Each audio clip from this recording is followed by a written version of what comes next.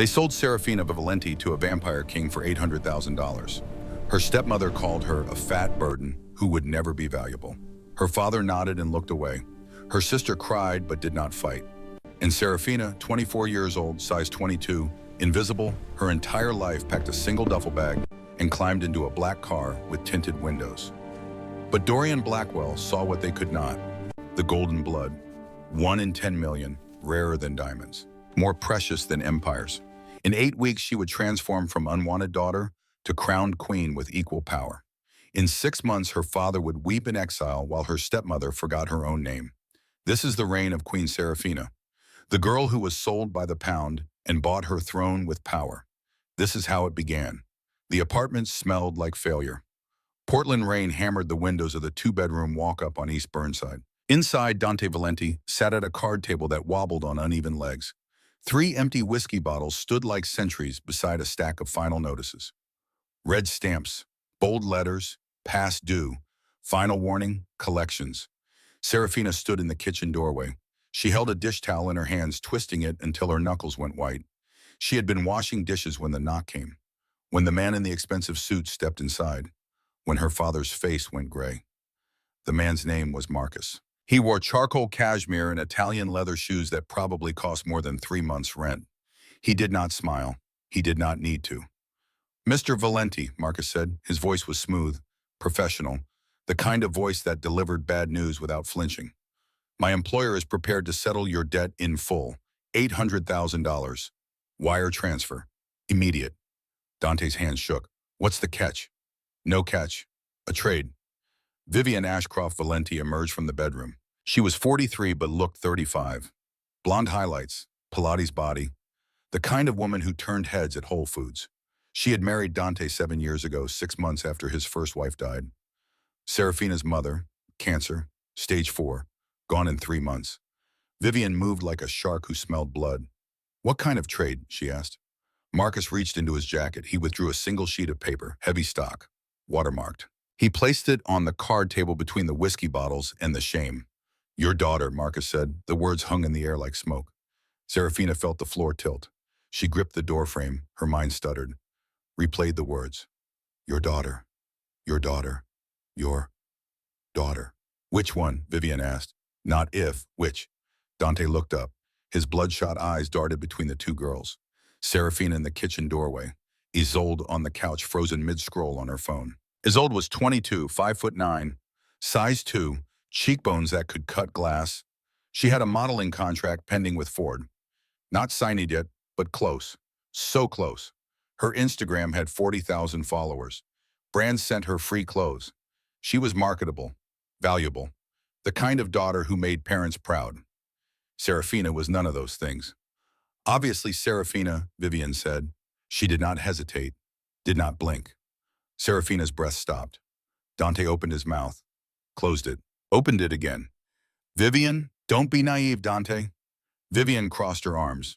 Her voice dropped to that conspiratorial whisper that was somehow louder than shouting. "Look at her. She's 24. She works in a call center. She has no prospects, no future, and she—" Vivian gestured vaguely at Serafina's body. "Well, look at her." The words were surgical, precise. They found the soft places and pressed. "Isolde has potential," Vivian continued. "She's signing with Ford next week. She could be the next Gigi Hadid. We can't sacrifice that. We can't sacrifice her." Isolde's face crumpled. "Mom." "Quiet, darling. Adults are talking." Marcus watched this exchange without expression. He had seen this before Serafina realized. This exact scene. Different players, same script. Families imploding over money, over desperation, over the grotesque calculus of who was worth saving and who was not.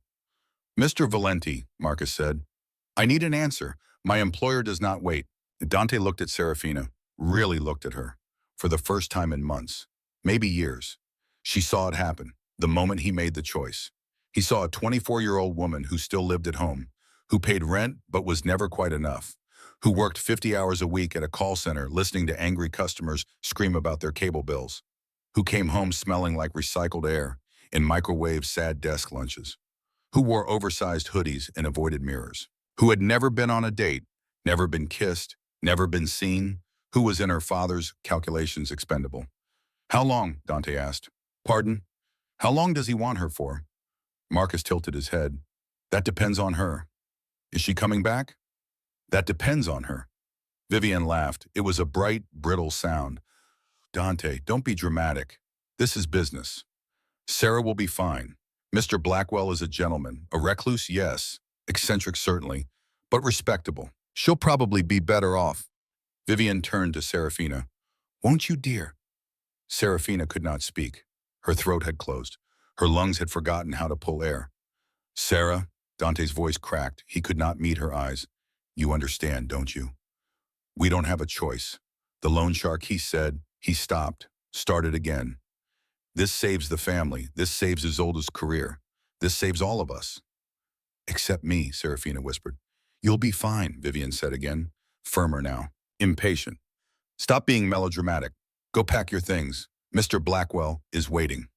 Serafina looked at her father. She waited for him to say no, to stand up, to remember that she was his daughter, his firstborn, the child who sat beside him when her mother died, who held his hand during the funeral, who helped him through the fog of grief when he could barely remember to eat. Dante looked away. Pack light, Marcus said, not unkind, just factual. We have a long drive. Serafina's room was small, a twin bed, a thrift store desk, bookshelves made from cinder blocks and plywood sagging under the weight of paperbacks. Gothic novels mostly. Bronte, Shelley, Poe, stories about dark houses and darker men and women who survived both. She pulled her duffel bag from the closet. Army surplus, olive green. She had bought it at Goodwill 3 years ago. She packed her books first, 6 of them. The ones with broken spines and dog-eared pages. The ones she had read so many times she could recite passages in her sleep. She packed her sketchbook. Pencils, the oversized hoodies that acted as armor, 2 pairs of jeans, socks, underwear. She did not pack makeup. She barely owned any. She did not pack her toiletries. If this was what she thought it was, if this man wanted what men like him always wanted from girls like her, she would not need shampoo. A soft knock on the door. Isolde stepped inside. Her eyes were red. Mascara tracked down her cheeks in twin black rivers. Sarah, she whispered, I'm so sorry. It's not your fault. It is. It's my modeling contract. It's always been... Isolde's voice broke. You've always been invisible because I'm always in the spotlight. And now, Isolde. Serafina zipped the duffel bag. She turned to face her sister. This isn't your fault. This is Dad. This is Vivian. This is... She stopped. Because what was this cruelty, economic survival? All 3 Isolde reached into her pocket. She pulled out a small black phone. Cheap. Plastic. A burner. Take this, Isolde said. It's prepaid, untraceable. If you need me, if you need anything, call. Text, I'll come. I swear I'll come. Serafina took the phone. Their fingers touched. Isolde was crying again. I'm going to find proof, Isolde whispered. Something, anything, something to get you out of this, I promise. Don't make promises you can't keep. I mean it, Sarah. I'm going to fix this. I'm going to, A loud knock. Marcus's voice through the door. Miss Valenti, it's time. Isolde hugged her. Fierce, desperate. The kind of hug that says goodbye forever. I love you, Isolde whispered. I love you too. Then Serafina picked up her duffel bag and walked out of her room for the last time. The car was a black Lincoln Navigator. Extended body, tinted windows so dark they looked like oil. Marcus opened the rear door. Serafina climbed inside. The leather seats were soft, buttery. The interior smelled like expensive cologne and something else. Something metallic. Like copper. Like blood. Dante stood on the curb. He raised one hand, a half wave, an apology he could not voice. Vivian stood beside him. She was already looking at her phone. Already moving on. Isolde stood in the doorway of the apartment building. She pressed her hand to the glass. Her mouth moved. Serafina could not hear the words through the glass and the rain in the engine, but she knew what her sister was saying. I'm sorry. I'm sorry. I'm sorry. The door closed. The locks clicked. Marcus slid into the driver's seat. He glanced at Serafina in the rearview mirror. Seatbelt, Miss Valenti. She buckled herself in. Her hands were shaking. The car pulled away from the curb. Serafina watched Portland disappear through the rain-streaked window. The apartment building. The corner store where she bought cheap coffee. The bus stop where she waited every morning at 6:45 to get to her shift. The laundromat. The taco truck. The life she had lived that was small and hard and hers, gone. "Where are we going?" she asked. "Olympic Peninsula," Marcus said. "Washington coast, about 6 hours." 6 hours. Serafina's stomach twisted. 6 hours away from everything she knew. 6 hours towards something unknown. "What does he want from me?" Her voice was barely a whisper. Marcus was quiet for a long moment. The wipers beat against the windshield. Thump, thump, thump, thump. "Mr. Blackwell does not buy livestock, Miss Valenti," Marcus said finally. "He selects survivors. The question is not what he wants from you. The question is whether you are predator or prey." Serafina stared at the back of Marcus's head. "What does that mean?" "It means," Marcus said, "that the next 8 weeks will determine whether you walk away from this transaction wealthy and free, or whether you become what your stepmother believes you already are, worthless." "I'm not worthless," Serafina said. She was surprised by the strength in her own voice. Marcus smiled. She could see it in the rearview mirror. "Good, then you might survive after all." They drove in silence. Portland fell away. The suburbs thinned. Trees pressed close to the highway. Douglas fir, hemlock, cedar. The sky was gray. The rain was constant. Oregon in October was a study in monochrome. Serafina watched the mile markers tick past. She tried not to think about what waited at the end of this drive. She tried not to imagine hands on her body. Pain, fear. The things that happened to girls who disappeared into expensive cars and never came home.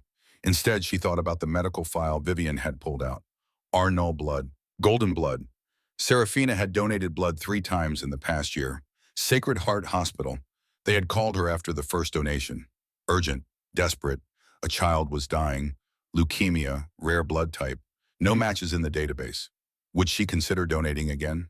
She had said yes. Then again 2 months later.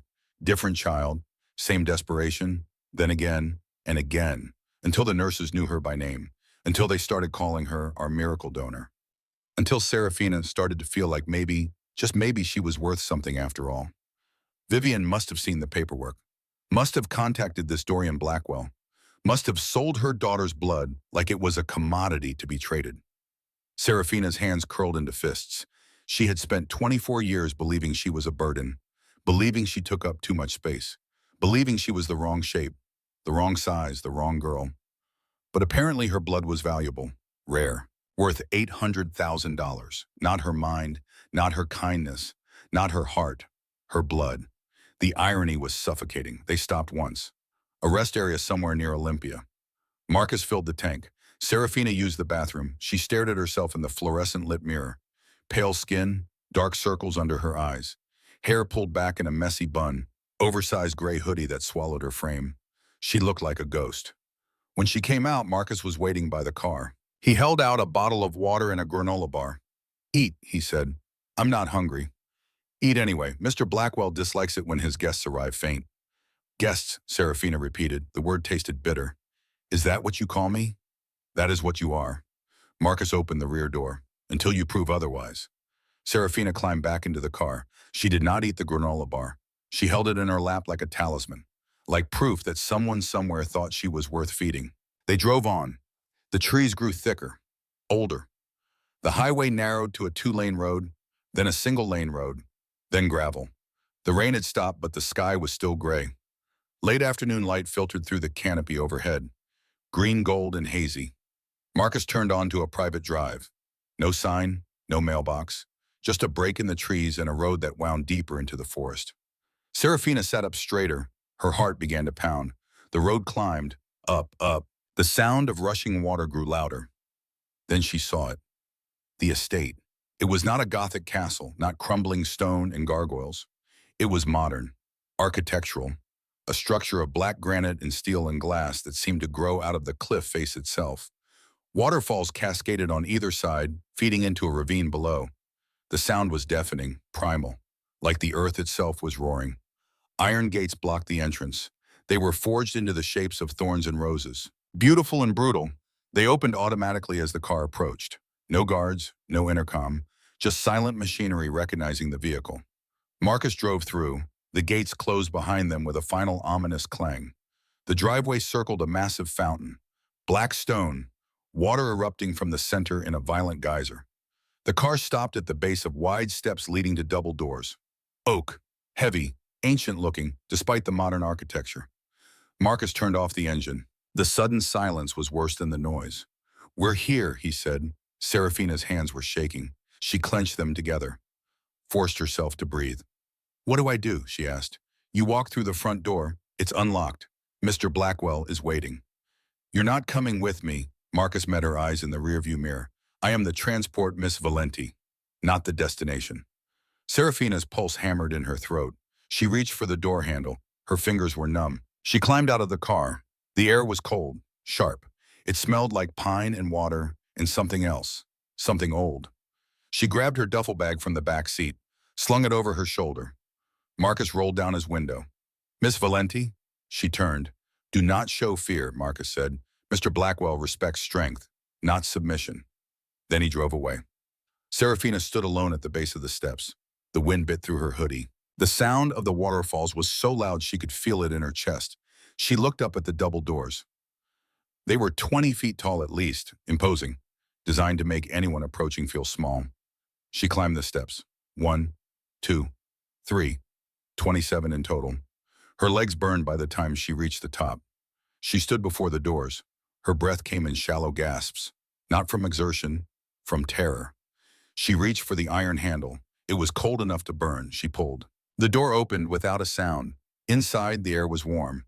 It smelled like cedar wood and old paper and something metallic, like ozone before a thunderstorm. The foyer was massive. Polished black marble floors reflected high ceilings.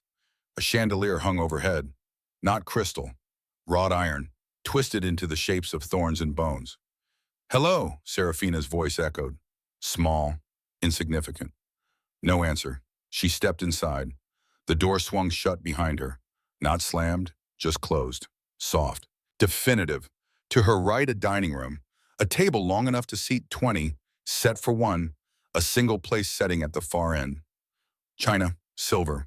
A crystal goblet filled with something dark red. To her left, a library. Floor-to-ceiling shelves. Books spiraling upward until they disappeared into shadow.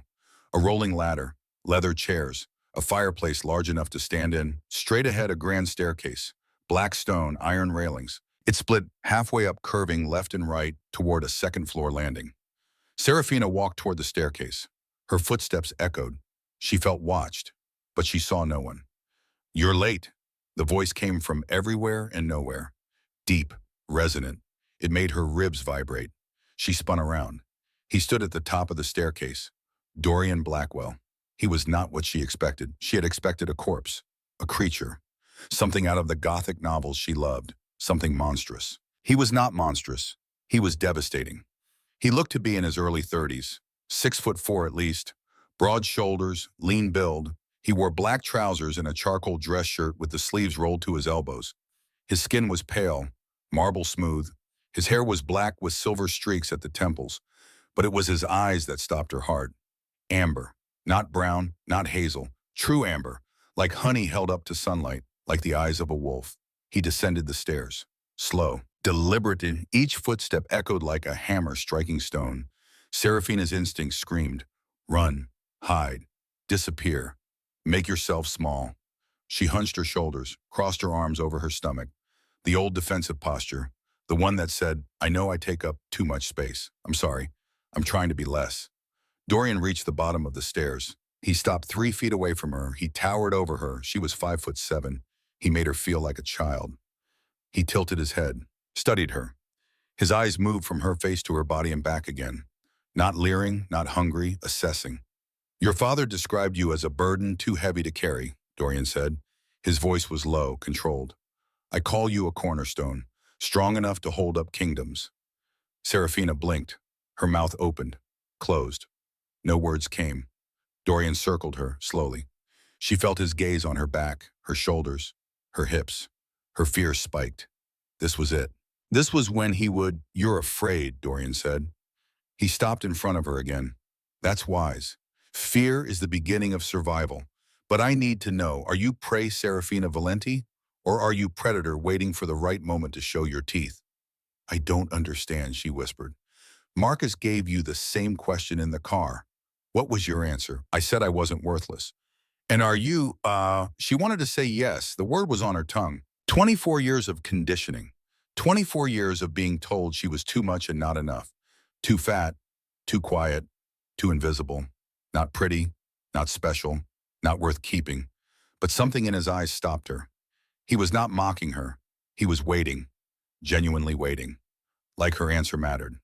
No, Serafina said, louder this time. I'm not worthless. Dorian smiled. It was not a kind smile.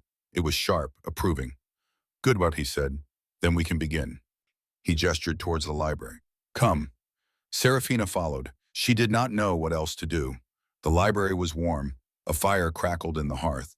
Dorian settled into a leather chair near the flames. He gestured to the chair across from him. Sit. Serafina sat. She perched on the edge of the seat, ready to bolt. Dorian reached beside his chair. He picked up a leather-bound folder. He opened it. Inside, documents. Legal documents. He slid the folder across the low table between them. This is your contract, Dorian said. Read it. Serafina pulled the folder closer. Her hands trembled. She opened it. The top page was thick paper, watermarked, legal letterhead. The text was dense. Clauses, subclauses, terms and conditions. She read, this agreement entered into on October 15th between Dorian Ashford Blackwell, hereafter Blackwell, and Serafina Isabel Valenti, hereafter Valenti, establishes the following terms. 1. Valenti shall reside at the Blackwell estate for a period of 8 weeks. 2. Valenti shall be provided housing, meals, and clothing at no cost. 3. Valenti is under no obligation to perform labor services or duties of any kind unless willingly consented to in writing. 4. At the conclusion of 8 weeks, Valenti may choose to remain at the estate as an equal partner in a binding arrangement, terms to be negotiated. Or B. Depart the estate with a severance payment of $1 million, $1 million USD, free and clear. 5. Valenti's consent is required for any physical contact. Violation of this clause nullifies all terms and grants Valenti immediate departure with severance. 6. This agreement is legally binding and cannot be altered without mutual written consent. Serafina read it twice, then a third time. I don't understand, she said finally. My father sold me for $800,000. You're offering me $1 million to leave.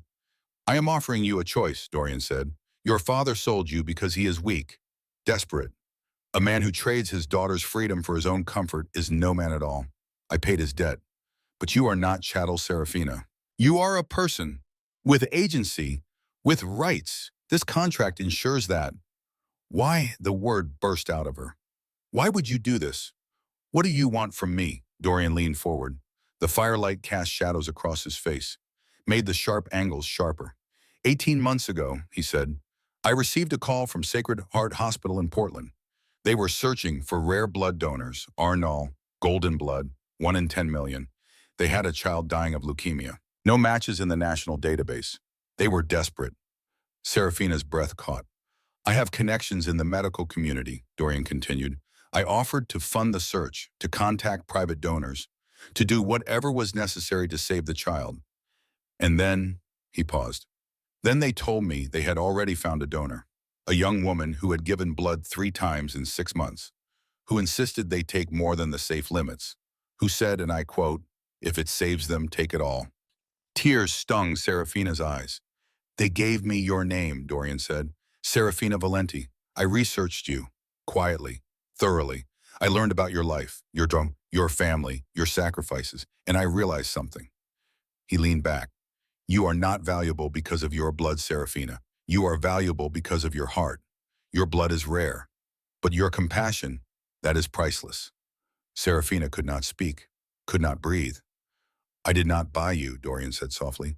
I bought your freedom from a family that did not deserve you. The 8 weeks are a trial for both of us. If at the end you wish to leave, you will leave wealthier than your father ever dreamed. If you wish to stay, he stopped. Well, we will discuss that when the time comes. What do you get out of this? Serafina asked. Her voice was hoarse. Company, Dorian said. This house has been silent for too long. He stood, walked to the bookshelves, ran his fingers along the spines. You like Gothic literature. Bronte, Shelley, Poe. I know because I also know you donated your old books to Goodwill every 3 months to make room for new ones. Always Gothic, always stories about survival. He pulled a book from the shelf, handed it to her.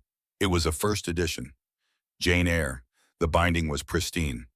"This library is yours for the next 8 weeks," Dorian said, "as is everything else in this house. You are not my prisoner, Serafina. You are my guest. And if you prove to be more than that, if you prove to be the woman I believe you are, then perhaps we can build something neither of us expected." He walked to the door, paused, looked back. "Your room is in the east wing," he said. "Second floor, the door at the end of the hall. Marcus brought your bag up already. Dinner is at 8. You are not required to attend, but I hope you will." Then he was gone. Serafina sat alone in the library.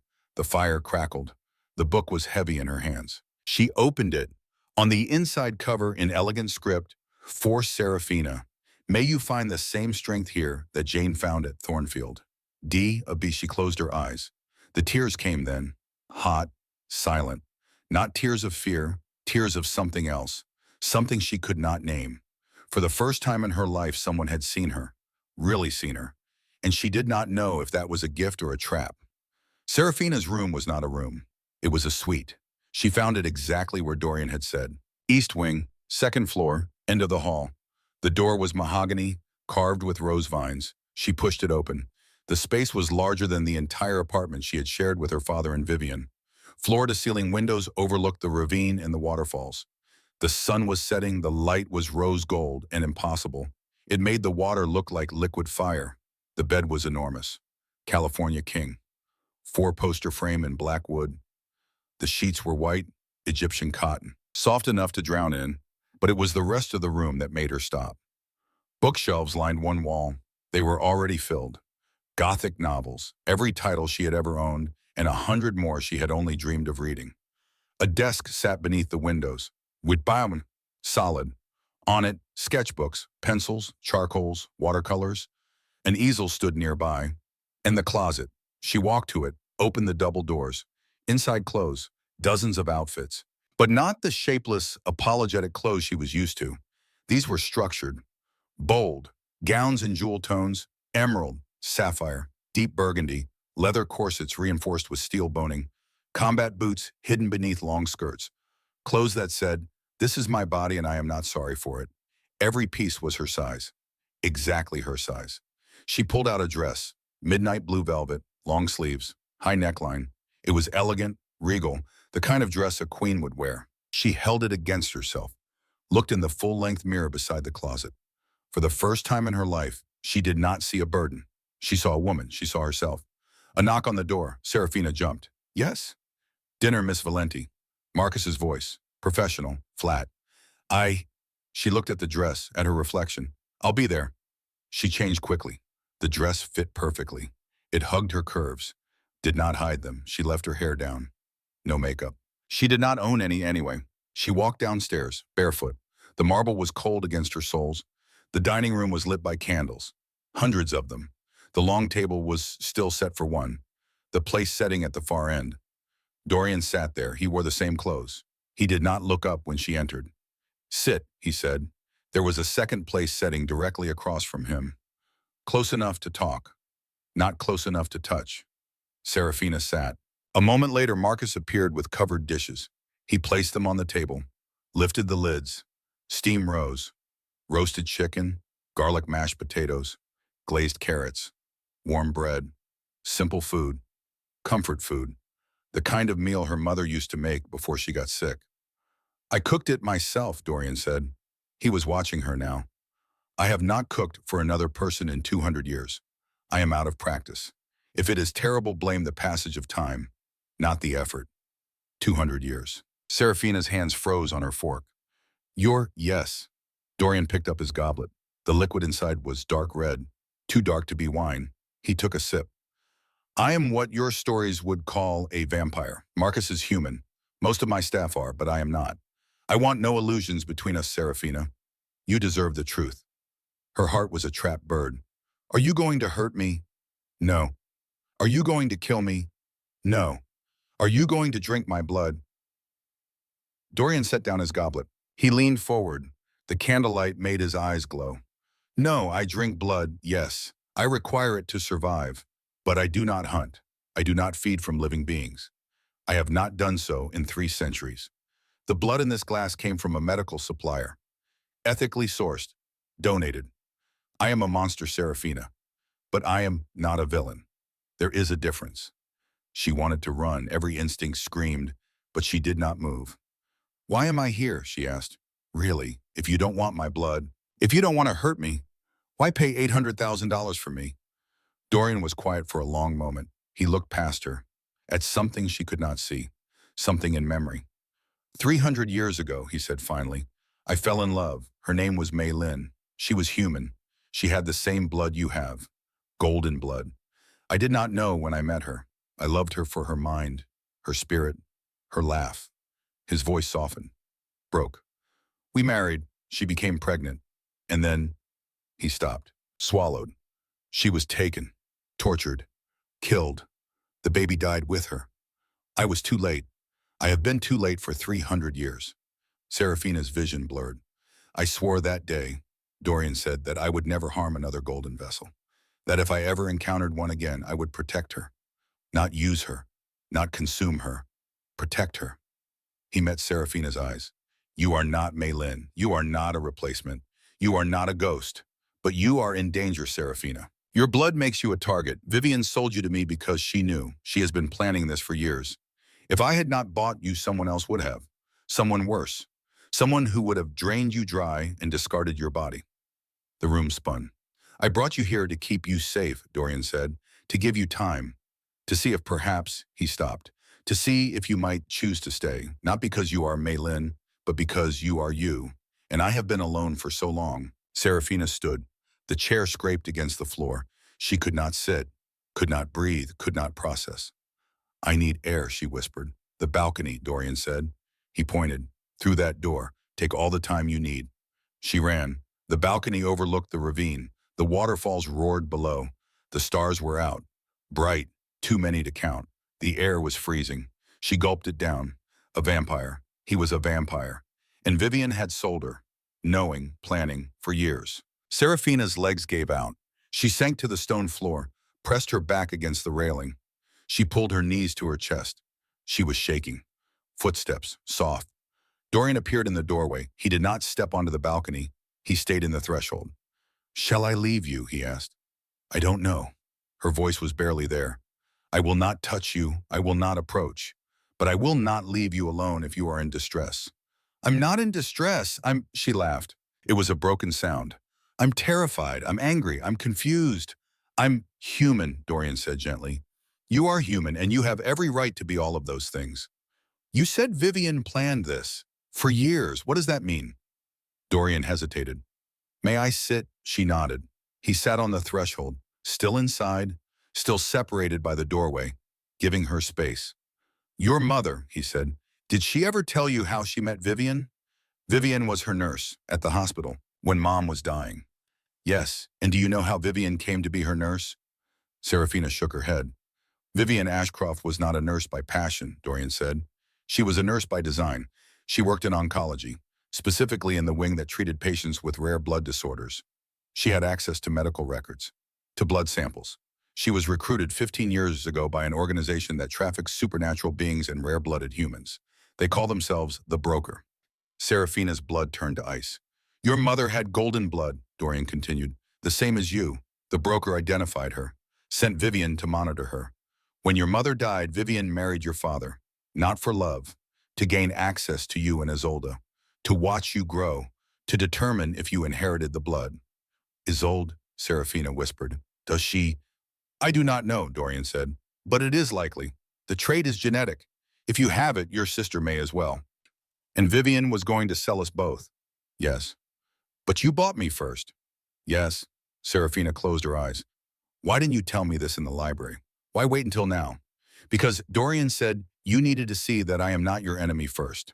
If I had led with this information, you would have assumed I was manipulating you, using fear to control you. I wanted you to see the contract, to understand that I am offering you choice, safety, and then only then the truth. He stood, dusted off his trousers. You do not have to decide anything tonight. You do not have to trust me. You do not have to stay, but you are safe here. For 8 weeks, you are untouchable. I will make sure of it. He turned to leave. Dorian. He stopped, looked back. Thank you, Serafina said, for the food, for the room, she gestured helplessly, for not being a monster. Oh, Serafina, Dorian said softly. I am a monster, but monsters can choose what they devour. I choose to devour loneliness, not innocence. Then he left her alone with the stars and the roar of the water and the terrifying realization that maybe, just maybe, she was exactly where she needed to be. The days fell into rhythm. Serafina woke at dawn. The sun rose over the ravine in layers of pink and gold. She stood on her balcony and watched it every morning.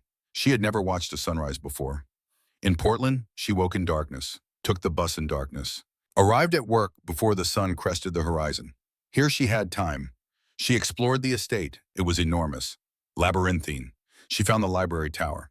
5 stories of books spiraling upward. She found the art studio, canvases, paints, easels, everything she had ever wanted but could never afford.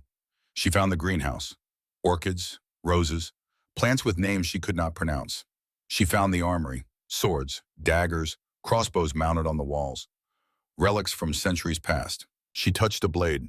It was sharp enough to draw blood. Careful, she spun. Dorian stood in the doorway. He wore training clothes, black pants, a fitted shirt, no shoes. That blade is 15th century, he said, forged in Damascus, still sharp enough to sever bone. Why do you keep weapons if you're, she stopped, if you're already dangerous? Because danger comes in many forms, and not all of them are vulnerable to fangs. He walked past her, stopped at a rack of training swords, wooden, blunted. He selected 2, offered her one. Do you know how to fight, he asked. No, would you like to learn? She stared at the wooden sword. Why I am? Because you cannot rely on me to protect you forever. 8 weeks is not eternity. If you leave, you need to be able to protect yourself. If you stay, he shrugged, you will need to protect us both. She took the sword. It was heavier than she expected. For the next 3 hours, Dorian taught her the basics. Stance, grip, footwork. He did not touch her. He demonstrated. She mirrored. When she failed, he corrected with words, not hands.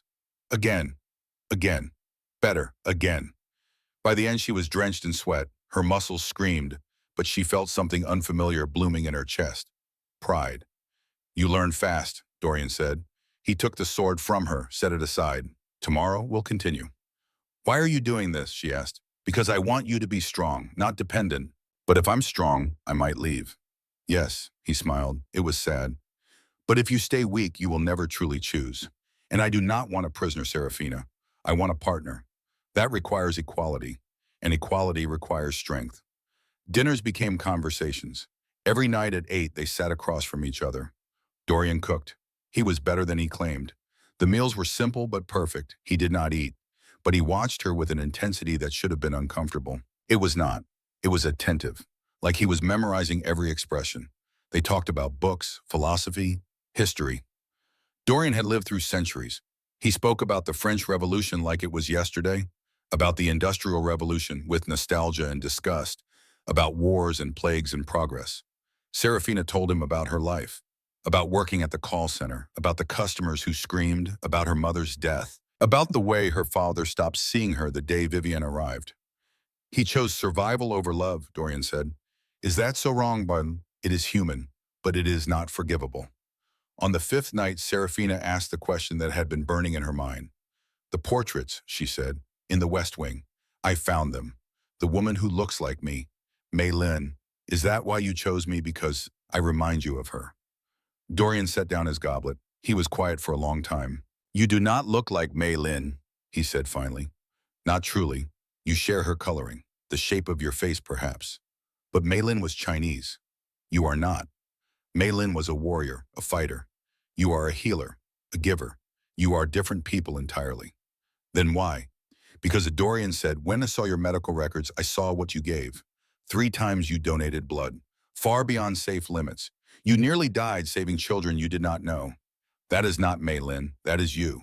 And I realized, he stopped, swallowed. I realized that maybe the universe was offering me a second chance, not to reclaim what I lost, but to protect what I could not protect before. I'm not a second chance, Serafina said. I'm a person. I know. I'm not here to heal your grief. I know. Then what am I here for? Dorian stood. He walked to the windows, looked out at the darkness.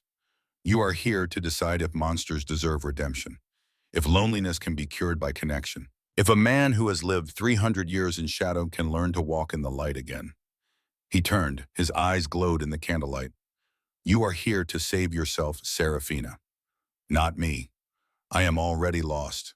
But you, he smiled, you are just beginning. On the seventh night, everything changed. They were in the library. Serafina was reading by the fire. Dorian was at his desk, writing correspondence in a language she did not recognize. Latin, maybe? Or something older. A raven landed on the windowsill. It pecked at the glass. Dorian stood, opened the window. The raven hopped inside. It held a scroll in its beak. Dorian took the scroll. His expression darkened. What is it? Serafina asked. He broke the wax seal, read. His jaw tightened. The paper crumpled in his fist. The council, he said. His voice was ice. They know you are here. What council? The Vampire Council. 7 elders who govern our kind. They enforce treaties, maintain order. And they have very specific rules about golden vessels. Serafina's pulse spiked. What rules? All golden vessels must be registered, accounted for. Failure to register is a violation of the Concord Treaty. Failure to register means he stopped. It means they can claim you. Claim me and take you, use you, drain you. Dorian threw the crumpled paper into the fire. It flared, burned to ash in seconds. Lady Morgana has summoned me to the Blood Moon Conclave. Week 4. I am to present you. Prove you are here willingly. Prove you are safe, or they will remove you from my custody by force. Can they do that? Yes, Serafina stood. Her book fell to the floor. What happens if they take me? Dorian crossed to her. He stopped just out of reach. His eyes burned. I will not let them take you. Can you stop them? I will die trying. That's not an answer. It is the only answer I have. He ran a hand through his hair. The silver streaks caught the firelight. The conclave is in 3 weeks. Week 4, day 28. You will need to prove yourself before them. Prove you are not a victim. Prove you are choosing this. They will test you, question you, push you, and if they believe I am manipulating you, if they believe you are in danger, they will take you, and I will never see you again. Then I'll tell them the truth, Serafina said. I'll tell them I chose to stay, that I signed the contract, that I'm here willingly. They will not believe you. Why not? Because you are human and they believe humans cannot make informed choices about supernatural matters. They believe we are bugs and you are livestock. The words hung between them, sharp, true, terrible. Teach me, Serafina said. What? Teach me everything. Your laws, your culture, your history. If I'm going to face this council, I need to know what I'm walking into. I need to be able to defend myself. Not just with swords, with words. Dorian stared at her. Something shifted in his expression. Something like hope. You are not afraid, he said. I am terrified, Serafina corrected. But I'm done being prey. You asked me on the first day, predator or prey? I choose predator. Dorian smiled. It was not sharp, it was warm. Then we have 3 weeks to make you dangerous. He offered his hand, not to touch, just to shake, to seal the promise. Serafina took it. His skin was cold, but his grip was firm. And for the first time since she climbed into the black car in Portland, Serafina, Valenti felt like she was exactly where she was supposed to be. Not safe, but seen. Not protected, but powerful. And maybe, just maybe, that was enough. The advanced training began before dawn. Serafina woke to the sound of steel on stone. She pulled on clothes, not the gowns from the closet, but training gear she had found folded at the foot of her bed. Black pants, gray shirt, boots that laced to her knees. She followed the sound. The armory had been transformed. The display weapons removed. The floor cleared. Dorian stood in the center wearing the same training clothes from days before. Beside him, a table covered in books, leather-bound, ancient.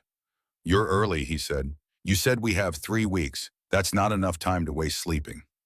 Something flickered across his face. Approval. Pride. He gestured to the books. These are the foundations. The Codex Noctis, the laws that govern vampire society, written in 1247, amended 43 times since, you will memorize them. All of them, enough to defend yourself, enough to prove you understand what you are choosing. He opened the first tome. The pages were yellowed, brittle. The text was handwritten in ink that had faded to brown. The council values knowledge above all. If you can quote their own laws back to them, they cannot dismiss you as ignorant. And if I can't memorize them in time, then we will be separated, and I will spend the rest of my eternity regretting that I was not enough to protect you. The weight of those words settled between them. Heavy, final. Serafina pulled the book closer, began to read. The days blurred together. Morning, advanced combat training. Dorian taught her not to fight like a warrior, but to fight like a survivor. How to use her weight as momentum. How to make herself a difficult target. How to exploit openings. How to run when running was the smartest choice. Afternoon, history, politics, the structure of vampire society. The 7 elders who made up the council. Their territories. Their temperaments. Their weaknesses. Lady Morgana Silveris, Europe, cold, calculating, had lost a daughter 200 years ago to golden blood hunters. Would she see Serafina as a threat or a second chance Elder Kainosu? Africa, warrior, pragmatist, valued strength and directness. Would respect honesty even if he disagreed. Matriarch Yuki Tanaka, Asia, ancient, had lived through the Sengoku period, valued tradition and honor above all. Serafina memorized their names, their histories, their alliances. She learned the language of vampire politics. The way to phrase a request so it sounded like deference but carried the weight of demand. Evening. Philosophy. Ethics. The questions the council would ask, the traps they would set. They will ask you, Dorian said on day 12, why you believe a human deserves autonomy in vampire matters. How will you answer? Because autonomy is not earned, it is inherent. They will say humans are children, that we must protect you from yourselves. Then I will ask them why children are punished for the mistakes of their guardians, why I should suffer for the sins of humans I have never met. Dorian smiled. Good, again. They circled each other, verbal sparring now. He threw challenges. She deflected, countered, learned to use his own arguments against him. By day 14, she could quote 17 sections of the Codex from memory. By day 18, she could debate him to a standstill. By day 20, she won. You are ready, Dorian said. I'm terrified, Serafina replied. Fear and readiness are not opposites. They are companions. One keeps you alive. The other keeps you moving forward. The package arrived at sunset, a black box. No return address. Marcus brought it to the library where Serafina was studying. He set it on the table without a word, left without explanation. Serafina stared at the box. It was wrapped in white ribbon. Elegant, expensive, wrong. She opened it. Inside, white roses. 2 dozen. Preserved, not fresh. Dead flowers treated to look alive. Beautiful and grotesque. A card tucked between the stems. Pretty flowers for a pretty sacrifice. Blood moon in 7 days. Prepare to bleed. MS. Serafina's hands shook. She knew those initials. Lady Morgana Silveris. Dorian appeared in the doorway. He saw the box. His expression went dark. She is testing you, he said. Testing me, how? To see if you will run, if you will panic, if you are prey. He crossed to the table, picked up one of the roses. It crumbled in his hand. Petals like ash. White roses are a death symbol in vampire culture. She is telling you that you will not survive the conclave. Will I? That depends on you. Serafina stood. She grabbed the box, walked to the fireplace, threw the entire thing into the flames. The roses caught instantly. The white ribbon blackened, curled. The card ignited last. The ink bubbled, melted. Tell her, Serafina said, watching the fire consume the thread, that dead flowers burn just like everything else. And I am not afraid of ashes. Dorian stared at her. Then he laughed. It was a sound she had never heard from him before. Genuine, unguarded, joyful. You are extraordinary, he said. I am angry, Serafina corrected. There is a difference. No, they are the same thing. Anger is just fear that has grown teeth. 4 days before the conclave. Serafina stood before the full-length mirror in her room. On the bed, 3 dresses. Dorian had brought them to her that morning. Asked her to choose one for the conclave. Each was a different message, a different strategy. The first was white, virginal, innocent. The dress of a victim. It said, I am harmless. I am prey. Please do not hurt me. The second was black, elegant, understated, the dress of a guest. It said, I am here at your invitation. I am respectful. I know my place. The third was gold, embroidered with black thorns, bold, defiant, the dress of a queen. It said, I am here because I choose to be. I am not asking permission. I am demanding recognition. Serafina picked up the gold dress, held it against herself. The color made her skin glow. The thorns looked like they were growing from her body, organic, dangerous. A knock on the door. Come in. Dorian entered. He saw the dress in her hands, stopped. That one, he asked. That one. It will provoke them. Good, let them be provoked. I am done being invisible. He crossed to her, stood behind her so they were both reflected in the mirror. He was so much taller, so much broader, but she did not look small beside him. She looked anchored, solid, real. They will try to break you, Dorian said quietly. They will say terrible things. They will question your worth, your intelligence, your right to choose. They will make you feel small. Then I will make them feel smaller.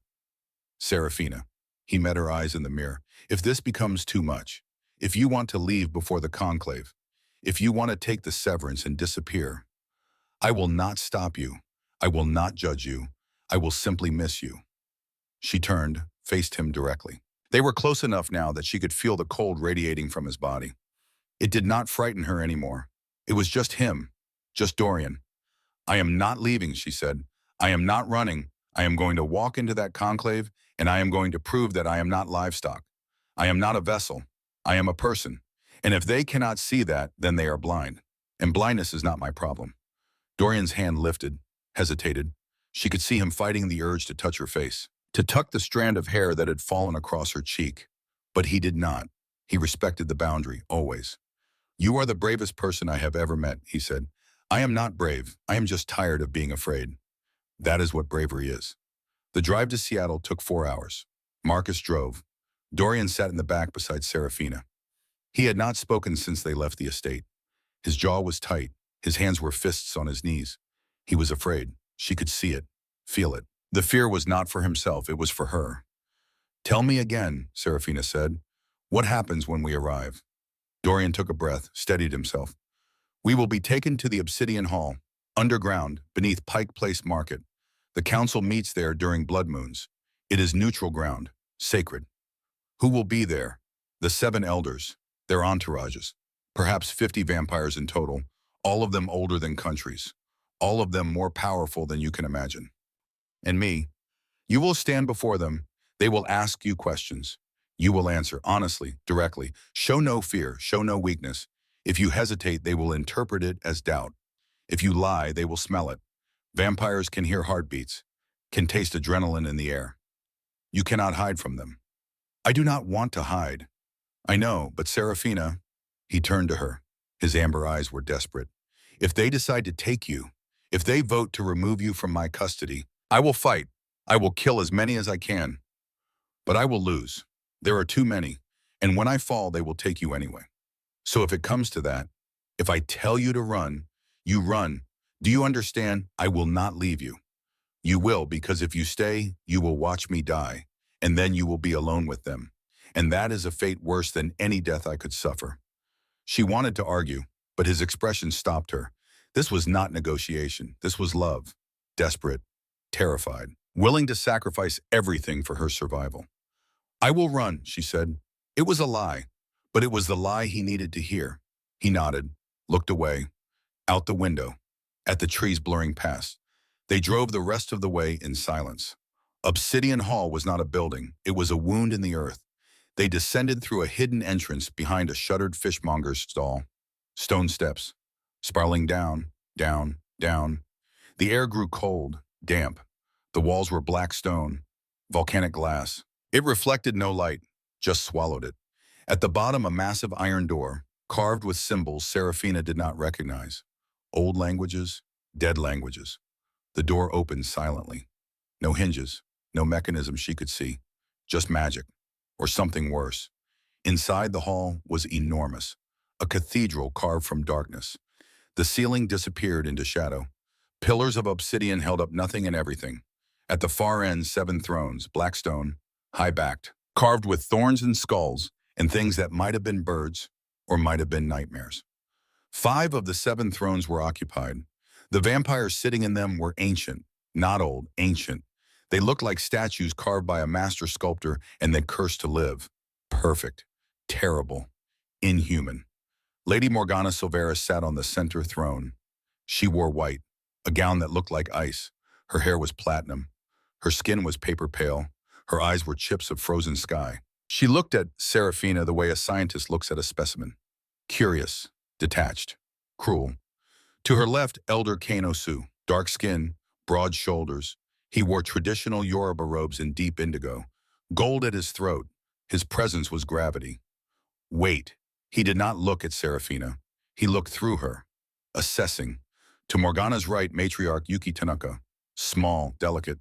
She wore a black kimono embroidered with red chrysanthemums. Her hair was silver, bound in an elaborate style that belonged to centuries past. Her eyes were flat, black, unreadable. The other two elders were strangers. A man with copper skin and feathers woven into his hair. A woman who looked carved from amber. Two thrones remained empty. Dorian Ashford Blackwell, Lady Morgana's voice echoed. It was silk over razors. You bring your pet to us at last. Dorian's hand twitched. Serafina felt his rage. But he bowed, deep, respectful.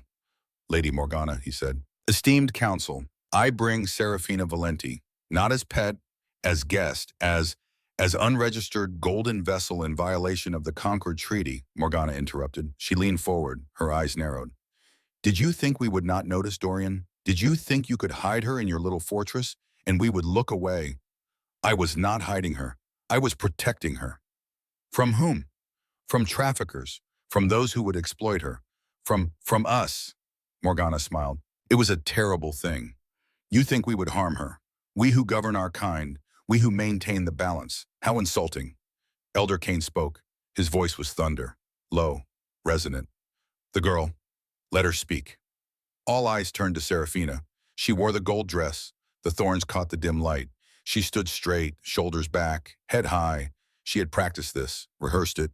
But now standing before creatures who had lived through empires, she felt like a child playing dress-up. No, she pushed the thought away. She was not a child.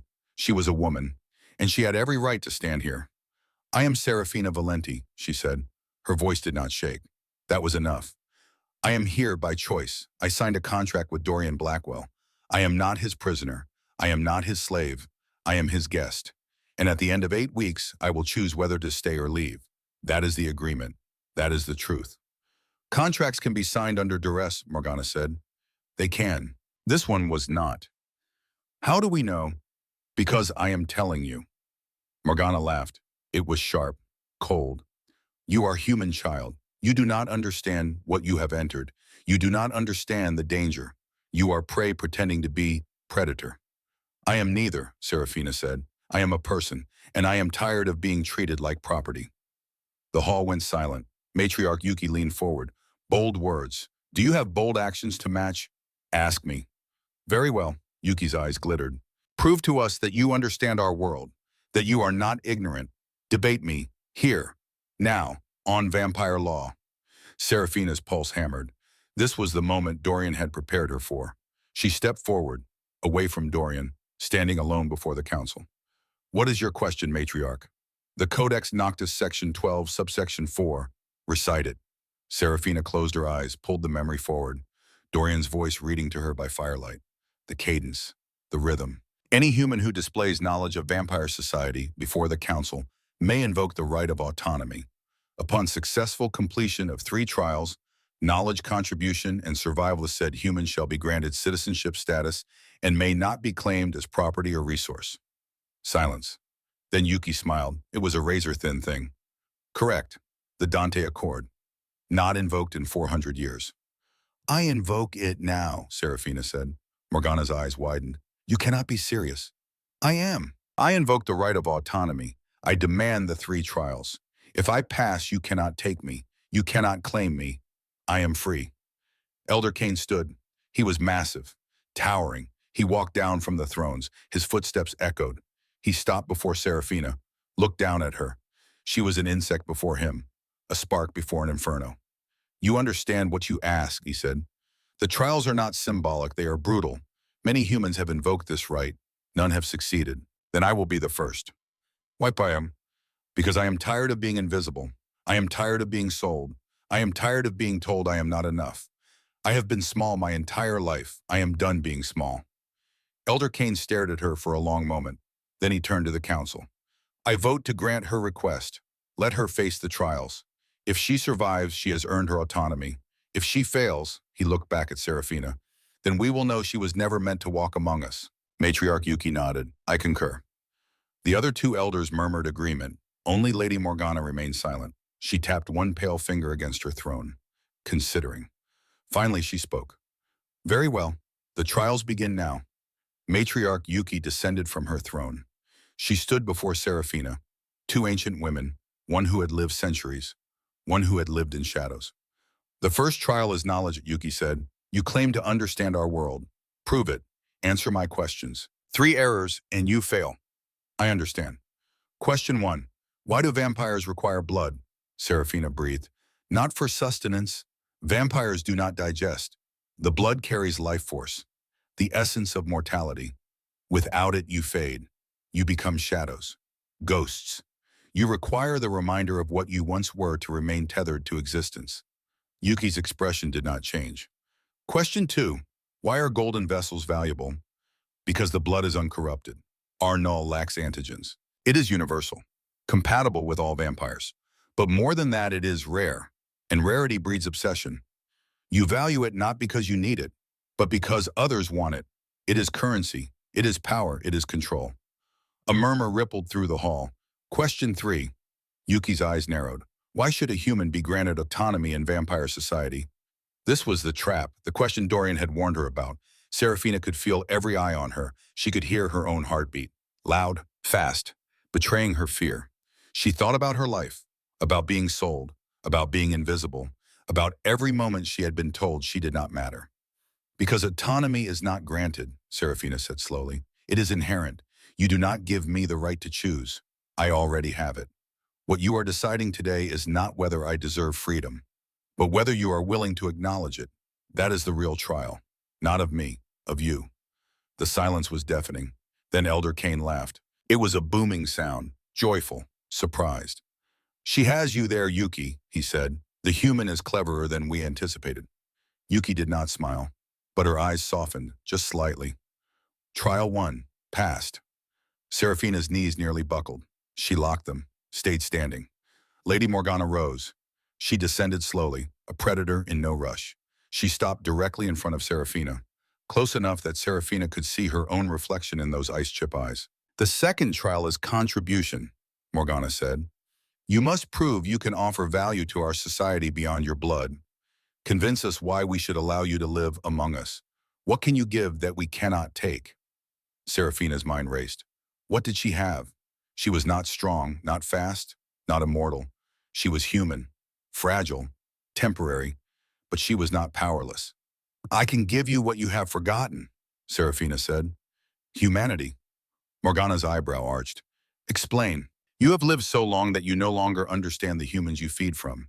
You see us as food, as resources, as temporary annoyances. But we are the ones who build your world. We are the ones who create the systems you hide behind. The laws, the economies, the structures. You are parasites. Elegant, powerful, ancient, but still parasites. And parasites need their hosts. The temperature in the hall dropped. Frost formed on the obsidian pillars. Careful human, Morgana whispered. I am being honest, Serafina said.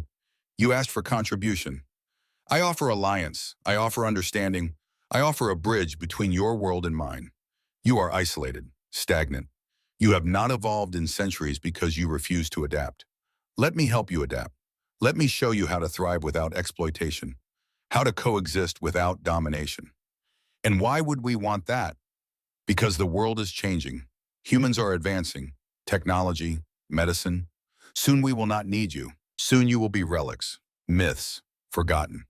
But if you learn to work with us instead of against us, if you learn to value us as partners instead of prey, then you survive. We both survive. Morgana stared at her, silent, calculating. Then she turned to the council. The human offers ideology, not action. I am not convinced. Wait, Serafina said. She reached into the pocket of her dress, pulled out the burner phone Isolde had given her. I have proof, evidence. My sister has been gathering intel on an organization called The Broker. They traffic supernatural beings, rare-blooded humans. They have 47 locations worldwide. They have bought and sold hundreds of your kind, enslaved them, experimented on them. I can give you this network. I can help you dismantle it. That is contribution. That is action. She held out the phone. Elder Kane took it, scrolled through the files Isolde had sent. His expression darkened. He passed the phone to Yuki, then to Morgana. Morgana read. Her face remained impassive, but her hand tightened on the phone. The screen cracked. This is accurate, she asked. Yes. And you will help us destroy them. Yes, grant me autonomy and I will dedicate my life to protecting both our kinds. I will be the bridge you need, the ally you do not yet know you want. Morgana looked at the council, looked back at Serafina. Finally, she nodded. Trial 2 passed, barely. And the final trial is survival, Morgana said. She stepped back, gave space. The hall seemed to expand. You must survive 5 minutes against a vampire opponent in combat. You may use any means necessary. Weapons are permitted. Surrender is permitted. Death, she smiled. Death is always possible.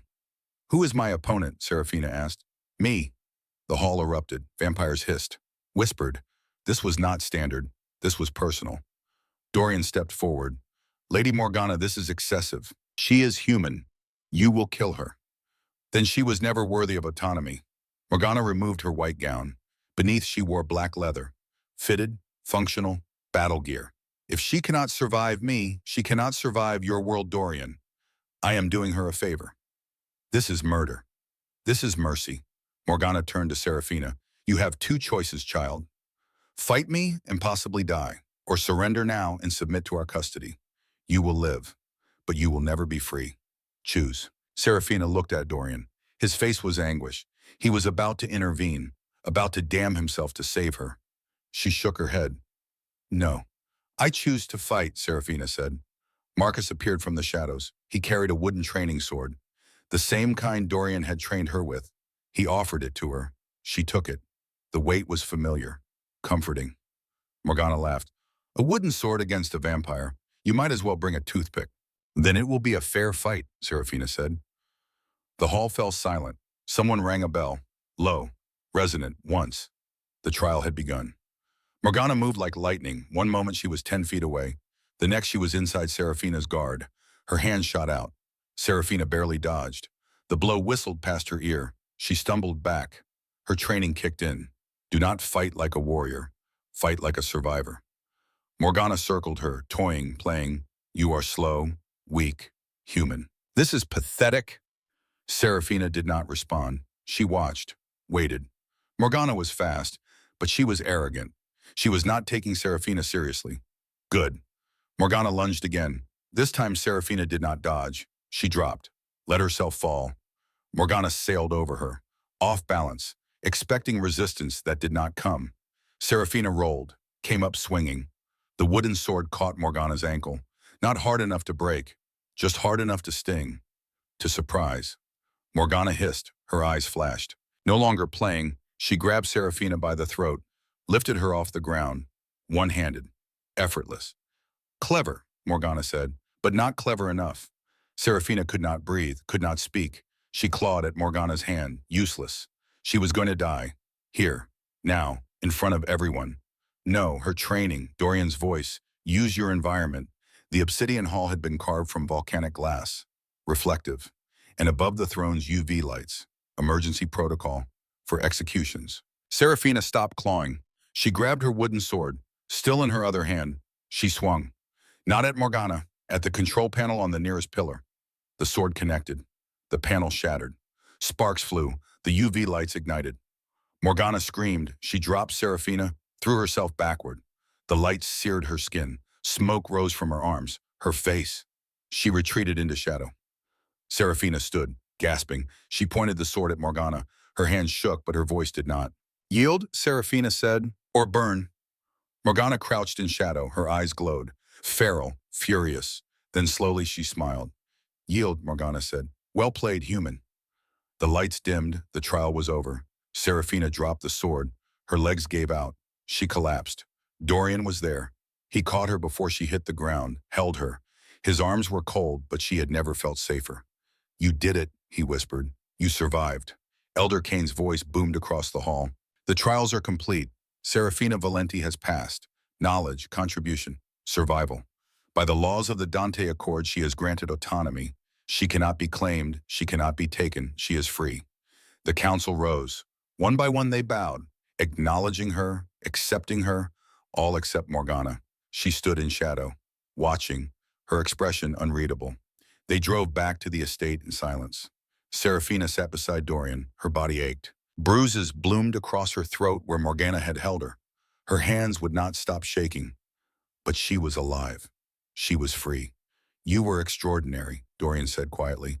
I was terrified. They are the same thing. She leaned her head against his shoulder. He tensed. Then slowly, carefully, he wrapped his arm around her, pulled her close. Thank you, she whispered. For what? For seeing me, when no one else did. Serafina.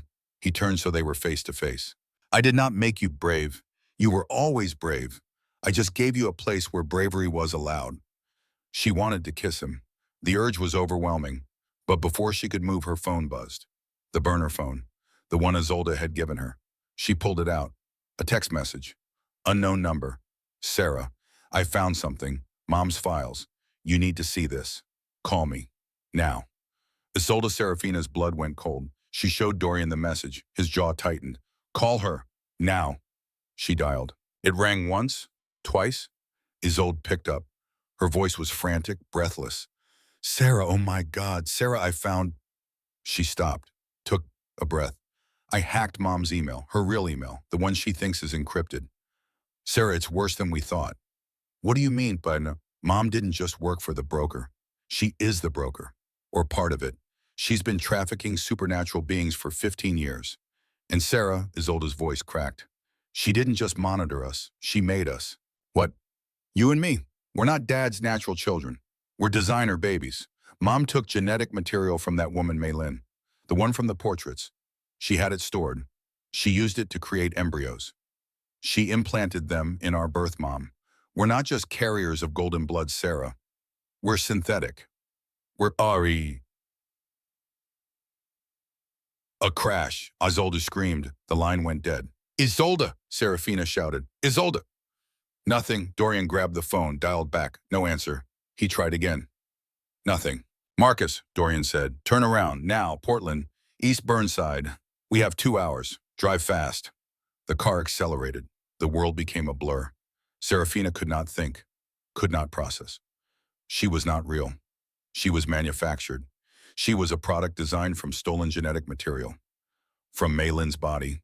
From Dorian's dead wife. And now they were coming for Isolde. I will not let them take her, Dorian said. His voice was ice.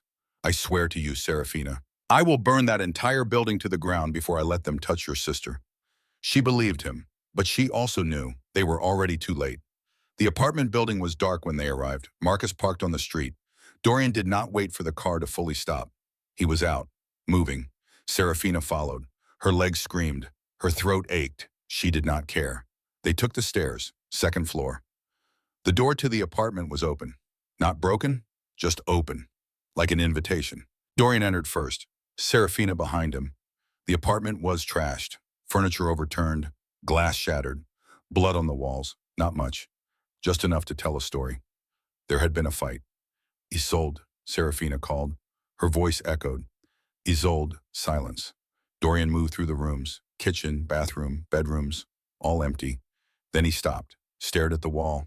His expression went rigid. Serafina followed his gaze. A message, written in blood, still wet. She's ours now. Come to the origin point, come alone, or she dies screaming. V. Vivian Ashcroft, Serafina's stepmother. Origin point, Dorian said. She means Sacred Heart Hospital, where you donated, where this all began. We need to go, now. Serafina, this is a trap. I know, I do not care. That is my sister. I am not leaving her. Dorian looked at her, really looked. Then he nodded. Very well, he said. Then we walk into the trap together, and we make them regret setting it. He took her hand. His skin was cold, but his grip was fire. They ran. Sacred Heart Hospital rose against the Portland skyline like a monument to suffering. 10 stories of glass and steel. Lit from within, a beacon for the dying, a fortress for the desperate. Serafina had given her blood here 3 times. Had saved children she would never meet. had believed in those moments that maybe she was worth something after all. Now she was walking back into that building to face the woman who had created her, manufactured her, sold her. Dorian parked in the emergency bay. No attempt at subtlety. Marcus stayed with the car, engine running, ready. The sliding doors opened automatically. Inside the lobby was empty. Too empty. The fluorescent lights hummed. The smell of disinfectant was thick enough to choke on. Behind the reception desk, a woman sat perfectly still, staring straight ahead, not blinking. Dorian approached her, waved a hand in front of her face. Nothing. Compulsion, he said. Someone told her to sit, to forget, to see nothing. She will wake in an hour with no memory of tonight. Vivian can do that. No, but whoever she is working with can. They moved deeper into the hospital. Past the cafeteria, dark. Chairs stacked on tables. Past the gift shop. Closed. Balloons deflating in the window. Past the chapel. Empty pews. A single candle burning. The elevator at the end of the hall. The button glowed red. Someone wanted them to go up. They stepped inside. The doors closed. The elevator lurched. Began to rise. Dorian's hand found Seraphina's. Squeezed once. A promise. We survived this together. The elevator stopped on the 10th floor. Oncology, where Seraphina's mother had died 7 years ago. Where Vivian had first appeared. Where everything had begun. The doors opened. The hallway was dark. Just emergency lighting, red glow. Long shadows. At the far end, a door stood open. Light spilled from inside. White. Surgical. Cold. They walked toward it. Slow. Deliberate. Seraphina's heart hammered against her ribs. Every instinct screamed run, but she kept walking. One foot in front of the other, toward whatever waited. They reached the doorway, looked inside. It was an operating room. The table in the center was occupied. Isolde. She was strapped down, leather restraints at wrists and ankles. She was unconscious. A bruise bloomed across her temple. Blood crusted at her hairline. But she was breathing. Her chest rose and fell. Steady. Alive. Seraphina lunged forward. Dorian caught her. Held her back. Wait, he hissed. It is a trap. I do not care. I do. A slow clap echoed through the room. Deliberate. Mocking. From the shadows behind the table, two figures emerged. Vivian Ashcroft stepped into the light first. She wore surgical scrubs. Pale blue. Pristine. Her hair was pulled back. No makeup. She looked younger somehow. Clinical. Like a scientist in her laboratory. Beside her, a man Seraphina did not recognize. Tall, thin, gray hair, wire-rimmed glasses. He wore a white coat. A stethoscope hung around his neck. He looked like someone's grandfather. Harmless. Kind. But his eyes were wrong. Flat. Black. Empty. Seraphina, Vivian said. Her voice was warm, affectionate, like greeting a daughter. You came. I knew you would. You always were predictable. Let her go, Seraphina said. Let Isolde go and I will stay. I will do whatever you want. Just let her go. Oh, darling, I am not letting either of you go. Do you have any idea how valuable you are, both of you, golden blood? Designer genetics, perfect specimens. Vivian gestured to the man beside her. This is Dr. Thaddeus Crane. He has been waiting 15 years to meet you. Dr. Crane smiled. It was a terrible thing, devoid of humanity. Miss Valenti, he said. His voice was soft, grandfatherly. You have no idea how long I have worked to create you. Your mother, your birth mother, was dying. Stage 4 ovarian cancer. She had weeks at most. I approached her with an offer, experimental treatment, cutting-edge gene therapy. She would live. Her children would live. All she had to do was agree to carry embryos we had designed. Seraphina's stomach turned. You experimented on my mother. I saved your mother for 3 additional years. You should be grateful. Without me, you would not exist. Without you, I would not be a commodity. Crane's smile faded. You are not a commodity. You are evolution. You are the future. Golden blood is rare, but it can be replicated, synthesized, with your tissue, your marrow, your eggs. I can create thousands of you, an army of perfect donors, immortality for vampires, cures for humans. You will save the world, Miss Valenti. I will die screaming before I let you touch me. That can be arranged. Dorian stepped forward. His voice dropped to a growl. You will not touch her. You will not touch her sister.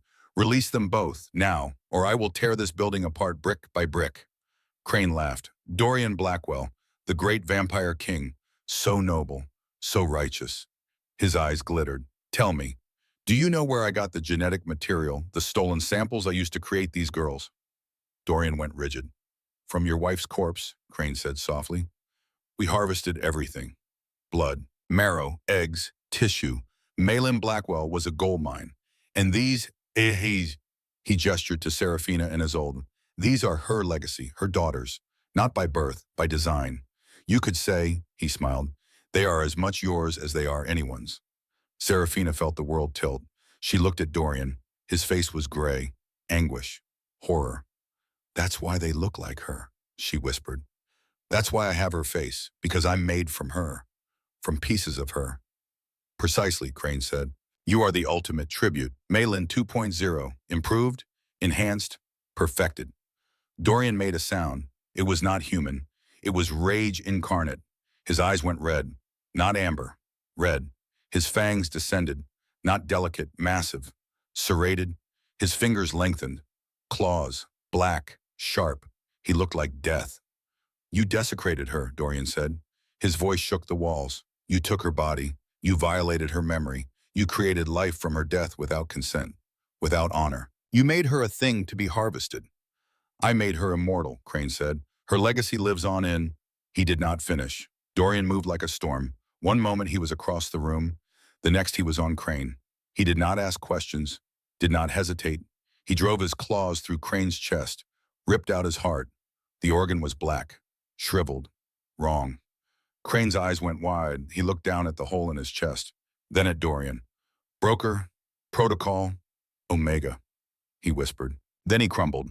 Not died, crumbled. His body turned to ash, like he had been burning from the inside for years, waiting for this moment. Within seconds, he was dust. Vivienne backed toward the door. She was running. Serafina grabbed a surgical tray, threw it. The metal caught Vivienne's ankle. She stumbled, fell. Serafina was on her, grabbed her stepmother by the hair, pulled her up, shoved her against the wall. You created us, Serafina said. Her voice was cold, empty. You made us from stolen pieces of a dead woman.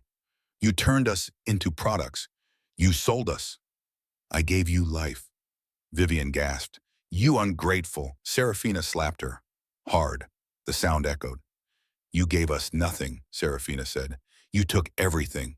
From Malin, from our birth mother, from us, and now you pay. Behind them, the door burst open. Lady Morgana Silveris appeared. She was not alone. Behind her, Elder Kane, Matriarch Yuki, the council. They moved into the room like a tidal wave, silent, inevitable. We have been watching, Morgana said. She looked at the ash that had been Crane, at Vivienne pinned against the wall, at Serafina standing over her, at Dorian covered in blood. This ends now. They were taken to Obsidian Hall. Again. All of them. Dorian, Serafina, Isolde, Vivienne, Dante, all brought before the council, chained, bound, accused. The charges were read. Dorian Blackwell, harboring unregistered vessels, inciting violence in human territory, murder of a broker operative, Serafina Valenti, assault with a deadly weapon, complicity in treaty violations, Isolde Valenti, unlawful access to broker intelligence, conspiracy, Vivienne Ashcroft, human trafficking, genetic experimentation on supernatural beings, conspiracy to commit genocide, desecration of the dead, Dante Valenti, selling supernatural aware humans to unauthorized parties, complicity in trafficking. The hall was full. Vampires packed the shadows, watching, waiting for blood. Lady Morgana sat on her throne. She looked at each of them in turn. Her gaze lingered on Serafina. Serafina Valenti, she said, you invoked the Dante Accord. You passed the 3 trials. You earned your autonomy, and yet here you stand, accused, chained. Do you understand what this means? It means I have the right to defend myself, Serafina said. Her voice was steady. It means I am not property. It means I am a citizen. And citizens have rights. You have the right to speak. That is all. Speak now. Explain why we should not execute you where you stand. Serafina looked at Dorian. He nodded. Trust. She looked at Isolde. Her sister stood tall, strong, waiting. She looked at Dante. He would not meet her eyes. Shame. Regret. Too late. She looked at Vivienne, the woman who had created her, molded her, sold her. Vivienne stared back with hate. Serafina turned to the council. I struck Vivian Ashcroft to save my sister. I did not strike to kill. I struck to stop. That is not murder. That is protection. That is justice, Arburn. Justice is ours to decide, Morgana said, not yours. Then decide wrong and prove you are no better than the humans you despise. The hall went silent. Serafina continued. Dr. Thaddeus Crane was experimenting on golden vessels, creating designer humans, building an army. He desecrated the dead. He stole genetic material from Dorian's wife and used it to create us, to create weapons. And you did not know. You did not see. You were blind. But we saw. My sister gathered evidence. 47 locations. Hundreds of victims. Your kind and mine. We brought you that intelligence. We gave you the weapons to destroy the broker. And this is how you repay us with chains. Elder Kane leaned forward. You expect gratitude.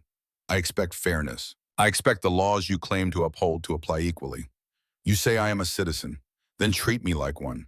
Not like a criminal for defending my family. Matriarch Yuki spoke. Her voice was soft, dangerous. And what of Dorian Blackwell? He killed Crane. That is undeniable. In defense of his wife's memory, Serafina said, Crane violated her body, stole from her corpse, created life without consent. If that is not grounds for justified rage, then you are not the arbiters of justice you claim to be. The council conferred. Whispers, old languages. Serafina could not understand the words, but she could read the body language. Kane was nodding. Yuki was considering. Morgana was softening. Finally, Morgana turned back. We have made our decision, she said. Dr. Thaddeus Crane, guilty, executed, no further action required. Dorian Blackwell, not guilty. Justified defense of ancestral honor. Charges dropped. Serafina Valenti, not guilty. Justified defense of family. Charges dropped. Isolde Valenti, not guilty. Intelligence gathering is not conspiracy. Charges dropped. Relief flooded Serafina. She nearly collapsed. Dorian caught her, held her. However, Morgana continued, Vivian Ashcroft, guilty. 15 counts of human trafficking, 27 counts of genetic experimentation, conspiracy to create unauthorized enhanced beings, attempted murder, desecration of the dead. The sentence is memory obliteration followed by permanent human supervision. Vivian screamed, No, no, you cannot. I have rights. I am human. You have no jurisdiction. You forfeited your rights when you trafficked our kind, Morgana said. You forfeited your humanity when you created monsters from corpses. You will be taken to our medical facility. Your memories will be erased. Completely. You will forget your name, your crimes, your daughters, your identity. You will be placed in a human care facility where you will live out your days as an empty shell. Conscious, but hollow. That is mercy. Be grateful we do not simply kill you. 2 vampires grabbed Vivian, dragged her away. She fought, screamed, begged. Her voice echoed through the hall until the doors closed. Then silence. Morgana turned to Dante. Dante Valenti, you are more complicated. You sold your daughter, but you also tried to save them. You are weak, but not evil. Cowardly, but not malicious. Your sentence is exile. You will be stripped of all assets. Your bank account seized, your property confiscated. You will be released into human society with nothing. No money, no identification, no past. You will live as a ghost, forgotten, alone. That is your punishment. That is your mercy. Dante looked at Serafina. Tears streamed down his face. Sarah, No, she said. You do not get to apologize. You do not get closure. You sold me. You chose yourself. Now live with that choice. He opened his mouth, closed it, nodded. The vampires took him away. Morgana addressed the hall. The broker network will be dismantled. Every location, every operative. We will show no mercy, and we will have allies in this fight. She looked at Serafina and Isolde. The Valenti sisters have proven themselves. They are under our protection. Any who harm them will answer to this council. She descended from her throne, approached Serafina, stopped directly in front of her. You are brave, Morgana said quietly. You remind me of my daughter. She had your fire, your defiance. I could not save her. But perhaps, she stopped, swallowed. Perhaps I can honor her memory by protecting you. I do not need protection, Serafina said. I need partnership. Morgana smiled. It was not cold, not cruel. It was sad, human. Very well, she said. Partnership. She gestured. The chains fell away. Serafina was free. 3 days later, there was a ceremony. Obsidian Hall had been transformed. Candles everywhere. Thousands of them. The harsh red emergency lighting replaced with warm gold. The thrones remained, but the space between them had been opened. A clear path. An aisle. Vampires filled the hall. Not just the council, everyone. From every territory. Hundreds of them. Watching. Waiting. Serafina stood in a preparation room off the main hall. Isolde was with her, adjusting the dress. The gold dress with black thorns, the same one she had worn to the trials, but altered, enhanced. The thorns now looked like they grew from her skin, like armor, like truth. You do not have to do this, Isolde said. You passed the trials. You are free. You could leave. We could leave. Together. I know, Serafina said, but I do not want to leave. I want to stay. I want to build something. With him, with you, with all of this. You love him. It was not a question. But Serafina answered anyway. Yes. He is a vampire. Yes. He is 300 years old. Yes. And you are sure, Serafina turned, faced her sister. I have never been sure of anything in my life. But I am sure of this. He sees me, really sees me. Not my blood, not my body, not what I can give him, just me. And that is worth everything. Isolde hugged her, tight. Then I am happy for you. A knock on the door. Marcus. It is time. Serafina took a breath, nodded. They walked to the entrance of the hall. The massive iron doors. They opened silently. Inside, every vampire turned to look. Serafina walked down the aisle alone. Isolde stayed behind. This was not a wedding. This was something else. Something older. More binding. At the end of the aisle, Dorian waited.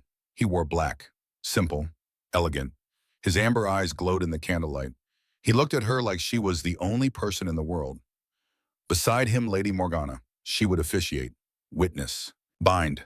Serafina reached them. Stopped. Dorian offered his hand. She took it. We are gathered, Morgana said, her voice carrying through the hall, to witness the sanguine bond, an ancient rite, a joining of vampire and human, not master and servant, not predator and prey, but equals, partners, bound by blood and choice. She turned to Dorian. Dorian Ashford Blackwell, do you offer this bond freely, without coercion, without expectation of ownership? I do. Do you swear to honor her autonomy, to respect her choices, to share your power as equals? I swear. Morgana turned to Serafina. Serafina Isabel Valenti, do you accept this bond freely?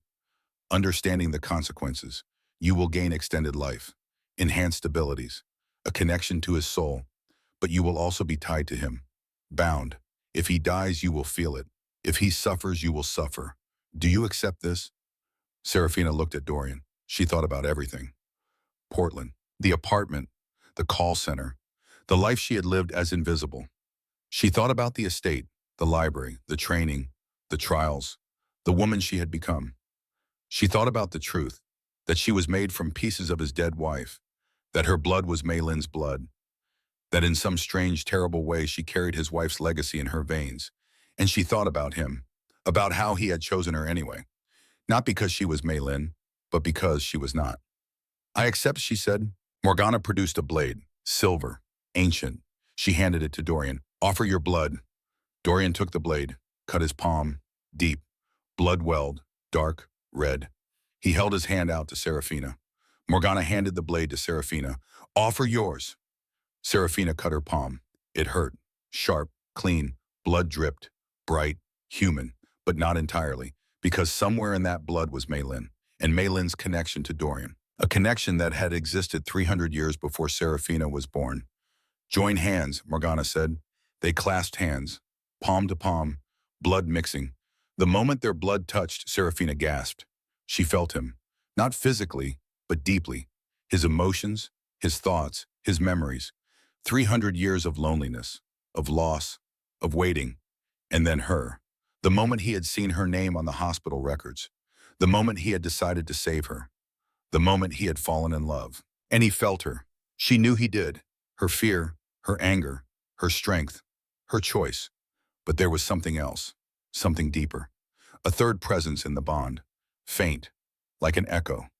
Maylin, not her ghost, but her essence. the genetic memory woven into Serafina's DNA, connecting them all, past, present, future. The bond snapped into place, like a cord tying them together. Unbreakable, eternal. Serafina's eyes changed, not dramatically, just a flicker, amber around the edges. Still mostly brown, but touched by him, connected. She felt stronger, faster. Her senses sharpened. She could hear heartbeats in the room, smell blood beneath skin, see in the darkness as if it were daylight. But she was still herself, still human, just enhanced. The bond is complete, Morgana announced. Serafina Valenti is now co-ruler of the Pacific Territories. Equal to Dorian Blackwell in power and authority, she has voice in council matters. She has protection under our laws. And any who harm her will be destroyed. The hall erupted, not in applause. Vampires did not clap. They hissed, a sound like wind through dead trees. It was approval, acceptance. Dorian leaned close, whispered in her ear, "Are you all right?" "I feel everything," she whispered back. "I feel you, I feel me, and I feel—" She stopped. "I feel her, Mei Lin, like a memory that isn't mine." "She is part of you now," Dorian said. "Not in the way Crane intended, but in the way she would have wanted. You carry her forward, but you are not her. You are Serafina, and that is who I love." She turned to face him. They were close enough now that she could see the gold flecks in his amber eyes, could feel his breath even though he did not need to breathe. "Then love me," she whispered. He kissed her, soft, gentle. The first kiss. It tasted like copper and honey, like blood and sweetness, like home. The hall erupted again, louder this time, celebrating, accepting, and Serafina Valenti, former invisible girl, former commodity, former victim, became something the world had never seen before. Not a replacement, not a copy, not a tribute, a queen, her own queen, built from fragments of the past, but entirely, completely, powerfully her own.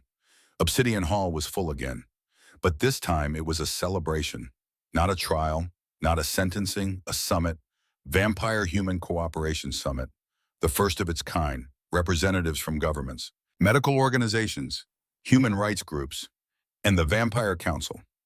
Serafina stood at the podium. She wore gold, always gold now, the color of her blood, the color of her power, the color of thorns and thrones.